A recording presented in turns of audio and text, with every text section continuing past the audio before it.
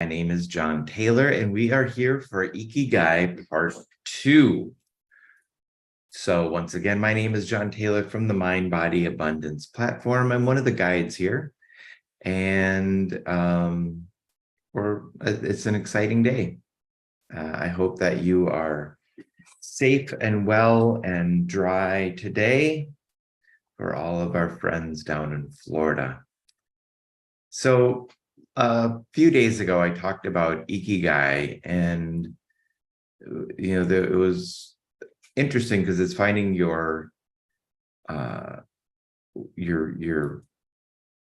purpose. Finding your meaning in life, and it's about finding that joy. So just to refresh, what is Ikigai about?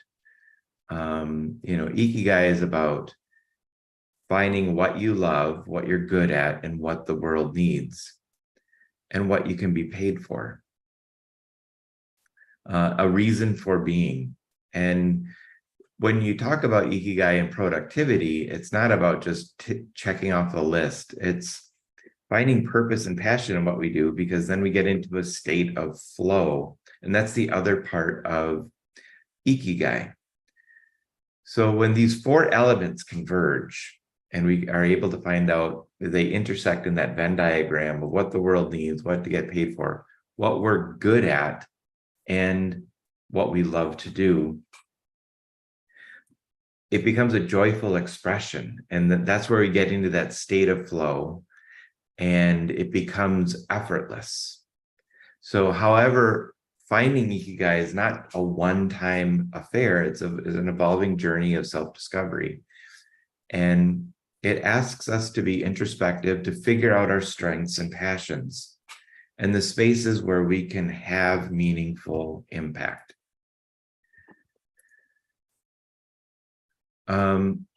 So it nudges us to align ourselves, our personal aspirations with our personal goals, and position our daily tasks and responsibilities within this framework. And it's allows us to become purpose-driven. So when we're in a state of flow, it's immersion and being effortless in our action. And the state of flow was by a psychologist with this big long name, but it's complete absorption of the activity. And when we're in the state, you lose track of time, you're feeling deeply engaged, you're energized. And sometimes when you get to the other side of it, you're like, I don't know how I did that. But it greatly increases, when you're in that state of flow, it creates, you're highly productive, and the distractions fade and the focus intensifies. So there are a few conditions that can promote the state of flow. And that's, first off, is having clear objections, where you want to go and what you want to do. And immediate feedback is the second thing. That allows you to course correct quickly. And then there's having that balance between challenge and skill. If it's too challenging, it creates anxiety. And if it's too little, then it becomes boredom. So, when we talk about living your best life and, living life to the fullest, part of it is being the most productive with your time and the most useful with your time. And whether that is gardening or doing work or speaking with somebody or painting your room, if you're in a state of flow, you can get more enjoyment and happiness and passion out of it. And that reflects back to the Ikigai, doing your life passion. So to boost productivity, we can use these concepts.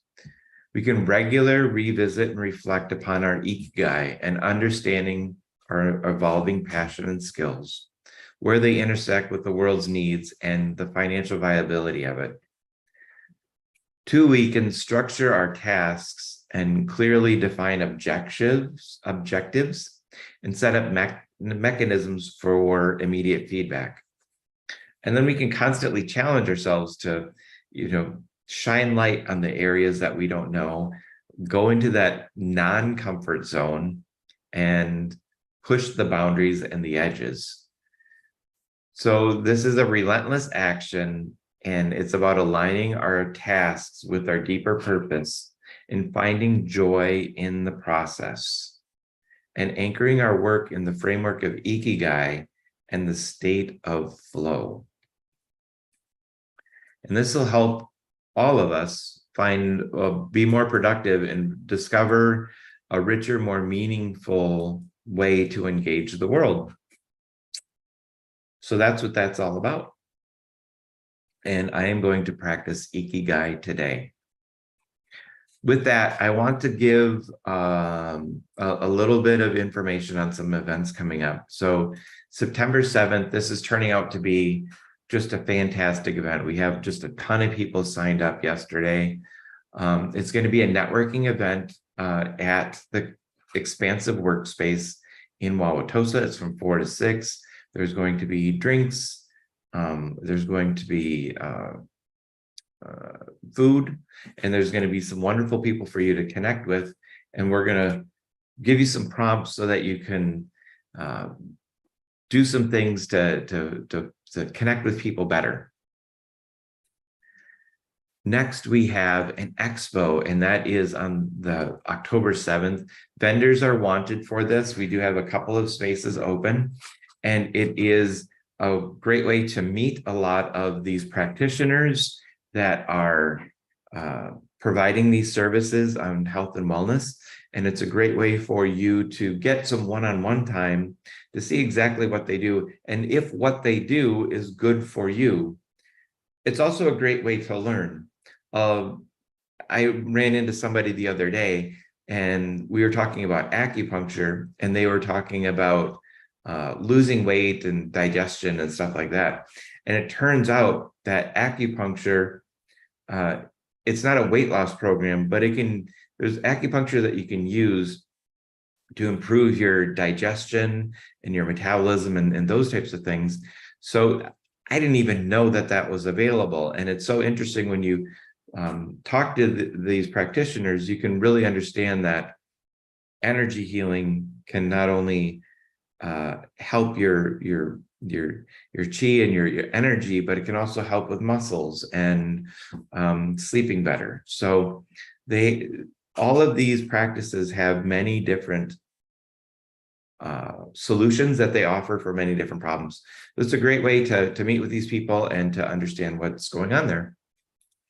I hope to see you at one of these events.